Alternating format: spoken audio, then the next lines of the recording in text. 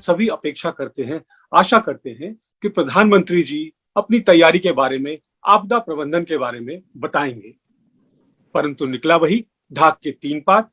प्रधानमंत्री जी ने प्रवचन दिया, हमें नसीहत दी कि हमें साहस, धैर्य और अनुशासन का परिचय देना चाहिए। कल 18 मिनट के करीब मोदी जी ने राष्ट्र को संबोधित किया और जब घोषणा हुई तो बहुत सारे लोगों के मन में आशा जगी, हमारे राज्य सरकारों के मन में आशा जगी, और जो पीड़ित हैं और खास तौर के ऊपर ऑक्सीजन के लिए लड़ रहे हैं, दवाइयों के लिए लड़ रहे हैं और हॉस्पिटल्स के आगे लाइन लगा करके खड़े हुए हैं, या जो टेस्टिंग कराने के लिए जो वेट कर रहे हैं, सभी के सभी लोगों को ये लगा कि कुछ शायद उनके लिए कुछ प्रधानमंत्री घोषणा करेंगे। लेकिन वही ढाक के 3 पात, खोखली बातें, कुछ भी नहीं उसके अंदर से निकला। ऐसा लगता है ये सारी की सारी घटनाक्रम को देख करके कुछ 4-5 चीजें शुरू में मैं कहना चाहता हूं कि वैक्सीन लीडर जो इंडिया था, vaccine leader has been reduced to vaccine beggar. Modi ji ने एक मजबूत देश को मजबूर देश बना दिया। Rather than testing corona positive patient, government is testing the peoples patients. Corona के पॉजिटिव टेस्ट तो लोगों के पेशेंट्स के हो ही नहीं रहे, लेकिन लोगों की सब्र का इम्तिहान ये सरकार ले रही है। मोदी जी की सरकार के लिए लोगों की जान से कीमती मुनाफा है, और मुनाफा चाहे वो वैक्सीन की कंपनीज को देना चाहते हैं, चाहे वो दूसरे और लोगों को देना चाहते हैं, उसकी भी अभी हम लोग चर्चा करेंगे।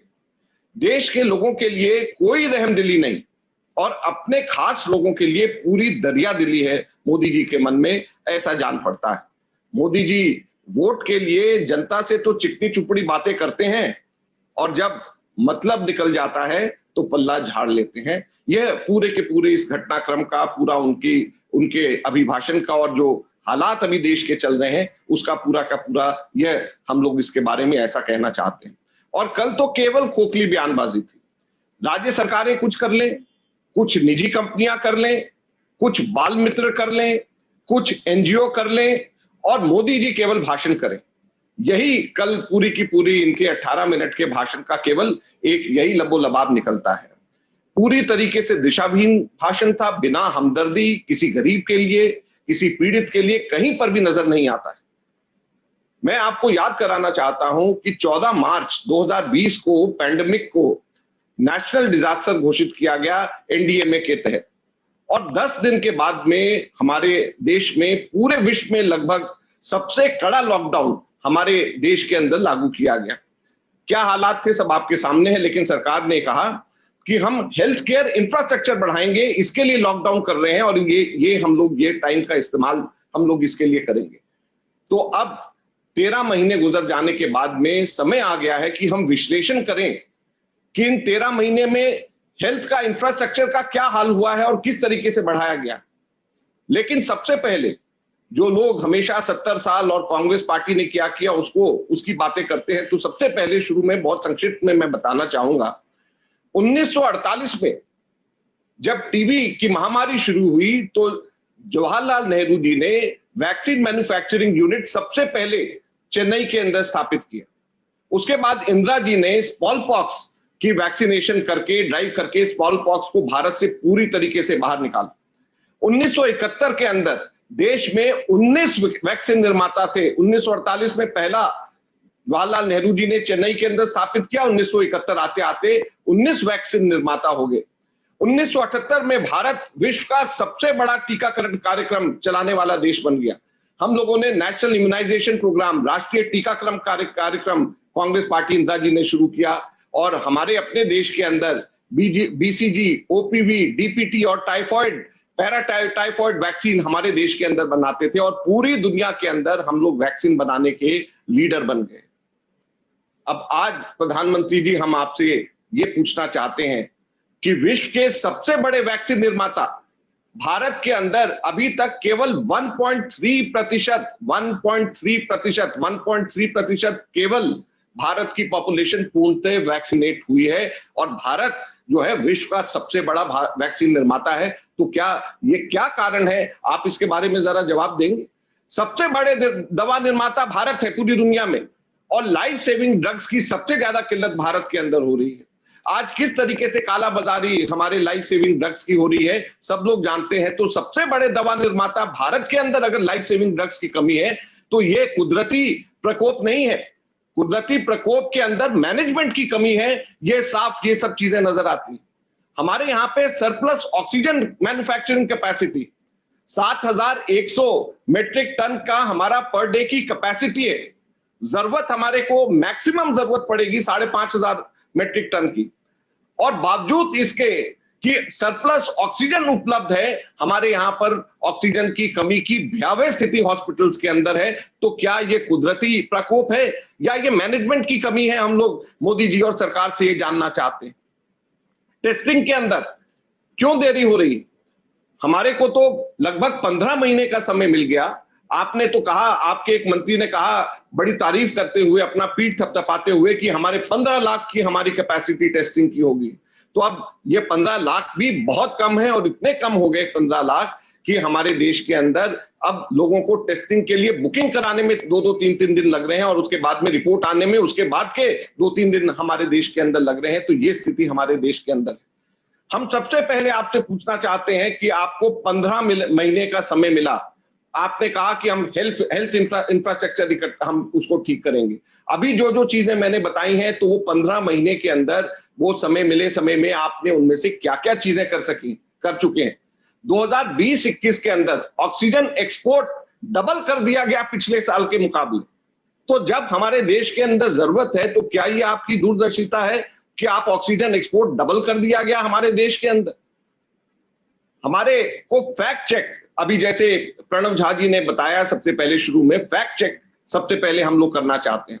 2,95,000 से ज्यादा कोरोना केसेस एक दिन में हमारे आए हैं, जो कि हमारे ही देश में सबसे ज्यादा नहीं बल्कि आज विश्व के अंदर सबसे ज्यादा है। भारत नंबर 1 पे। डबल रेट जिस तेजी से हो रहा है, भारत नंबर 1 के ऊपर है। डेली डेथ भारत नंबर 1 पे है। 2023 लोग मारे गए हैं सिर्फ 24 घंटे के अंदर। टोटल कोरोना केसेस हमारे देश में 1.56 करोड़, हम 2 नंबर पे पूरे विश्व के अंदर है। तो ये स्थिति हमारे देश के अंदर कोरोना के संबंध में मोदी जी आपने हमारे को दिया है। और मोदी जी की एक व्यक्ति एक सरकार, वही व्यक्ति और वही सरकार चला रहा है, और चुनाव प्रचार में इतने बिजी थे कि उनके पीछे से एक्सपोर्ट सब चीजें हो रही। जिस वैक्सीन की हमारे यहां पे कमी है, उसके 6.5 करोड़ डोजेज उसके एक्सपोर्ट हो गए। जिस रेमडेसिविर की कमी है, लोग जो है सब जगह से मांग रहे हैं, ब्लैक मार्केट हो रहा है, उसके 11 लाख इंजेक्शन उसके एक्सपोर्ट करेंगे। ऑक्सीजन जिसकी कमी है, 9,300 मेट्रिक टन ऑक्सीजन एक्सपोर्ट करा गया।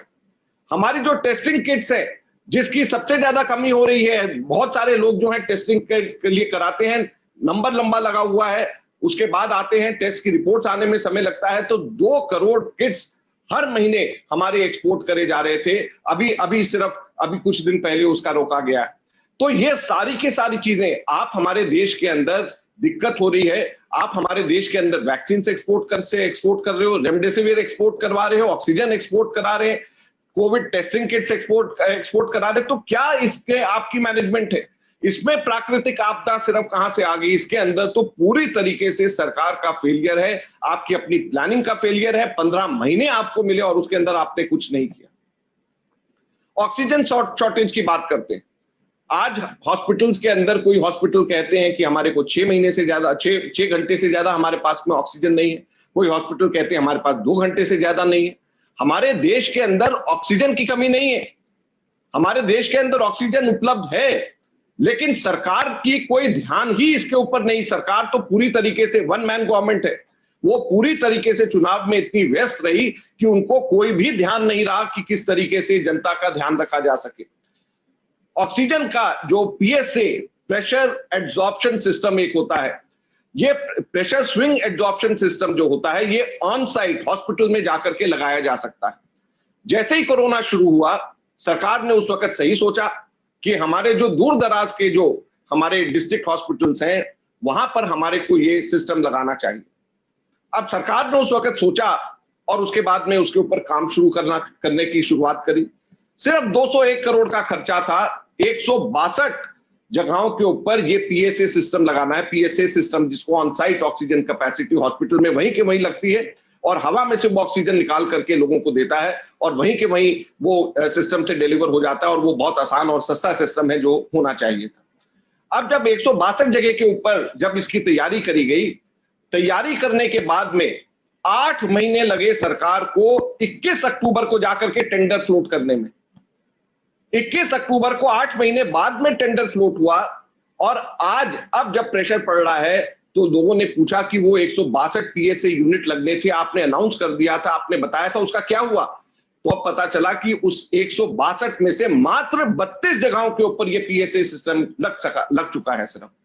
तो बाकी जगहों के ऊपर 130 जगहों के ऊपर अभी बाकी कहीं पे भी नहीं है।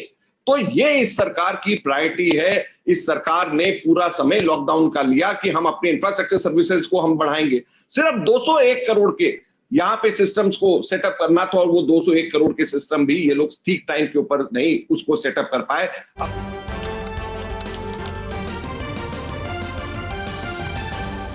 आपकी आवाज